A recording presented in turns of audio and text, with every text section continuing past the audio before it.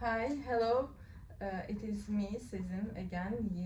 Most of you know me, medical geneticist and focused researcher to Parkinson disease.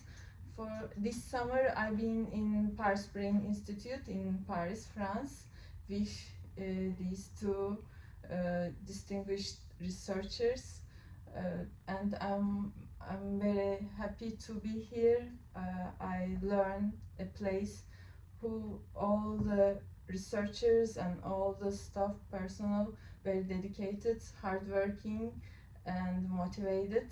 I've been very happy to with these researchers, especially I'm today with two researchers, very well-known, distinguished researchers.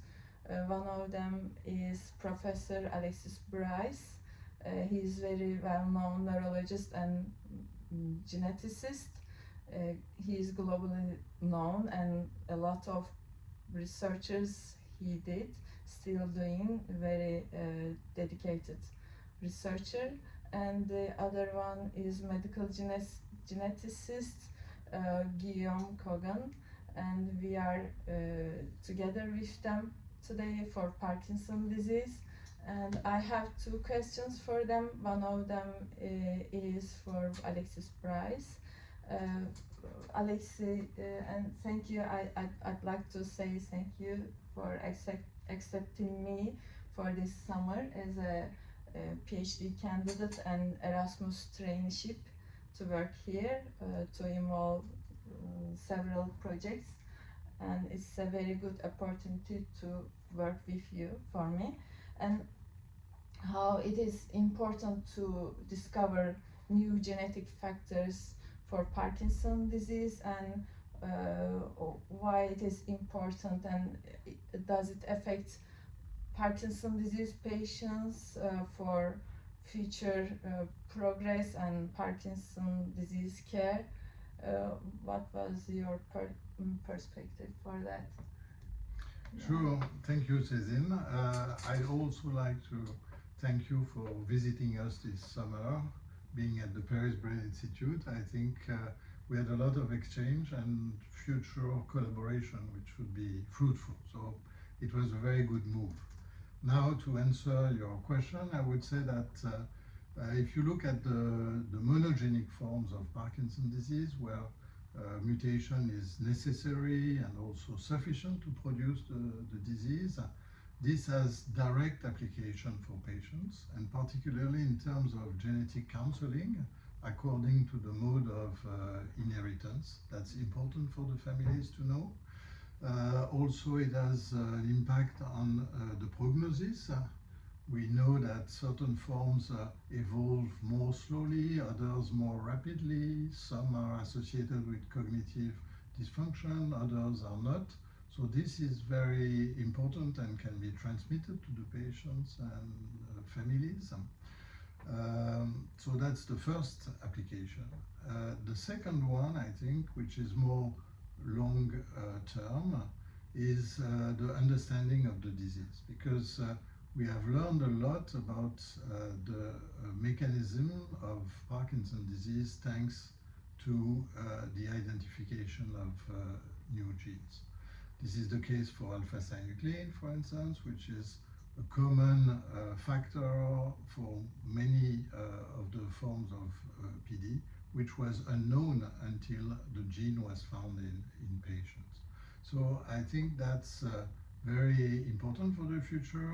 We know that there are many additional genes that we haven't identified and which will help classify the disease, not only from a clinical point of view, but also from a mechanistic point of view, which will provide new targets for treatment in the long term. So that's why it's important.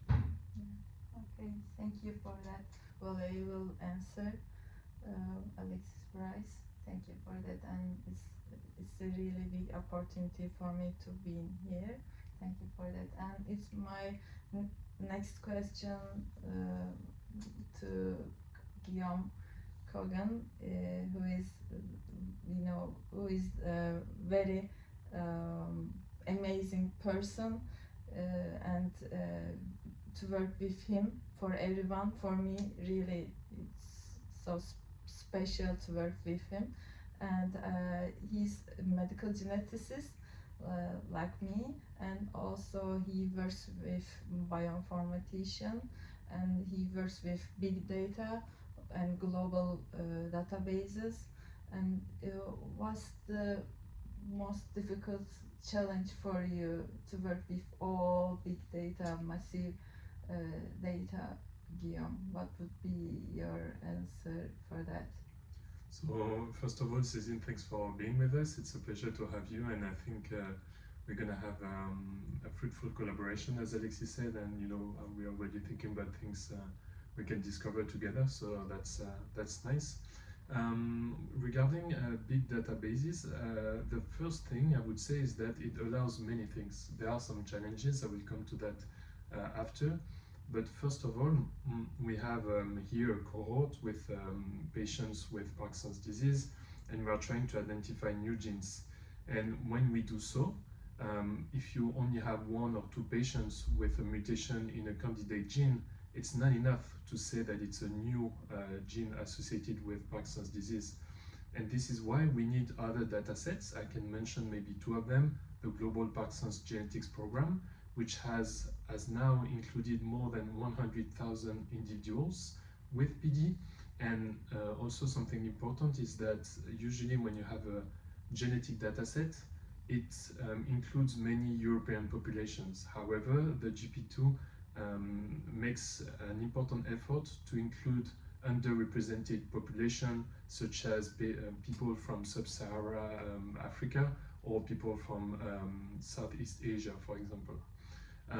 So this is the first data set, and then another one is Accelerated Medicine Partnership for Parkinson's disease. So these are 2 data sets that we are using. I would say the challenges is that sometimes we struggle to get clinical information, even though a lot of people are working on that.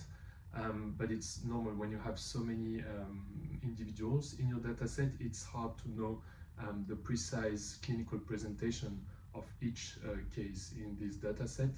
But the key message I would say is that thanks to these data sets, we can move forward, make progress, and identify new Parkinson's disease related genes. Yeah, right. Okay. Thank you. Thank you for the viewers, and thank you for the researchers. Thank you, Professor Alexis Brice, and thank you, Guillaume Cogan. And we will see in next videos. So, and we will talk about Parkinson's disease as well. Thank you. Have a nice day. Goodbye. Goodbye.